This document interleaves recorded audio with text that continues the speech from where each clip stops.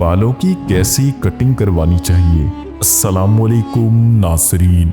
हज़रत अब्दुल्ला बिन उमर रज़ियल्लाहु तआला अन्हु बयान फरमाते हैं कि रसूलुल्लाह सल्लल्लाहु अलैहि वसल्लम ने कज़ा से मना फरमाया। कज़ा का मतलब सर के बाद हिस्से को मुंडाना और बाज को छोड़ देना।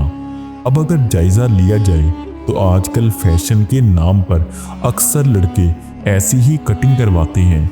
फर्ज कर लेते हैं कि हमारे भाइयों को अहादीस का इल्म नहीं होगा। ऐसे हालात में उन्हें समझाना, उनकी रहनुमाई करना एक मुसलमान के होने की हैसियत से हमारा मजहबी फरीज़ा भी है। दुनिया में कुछ लोगों से तारीफ के चंद अल्फाज सुनने के लिए अहादीस के खिलाफ जाकर अपनी आखिरत बर्बाद मत करें। अपनी और अपने प्यारे, अपनी और अपने अजीज़ों के इस्लाह के लिए एक बार शेयर ज़रूर करें।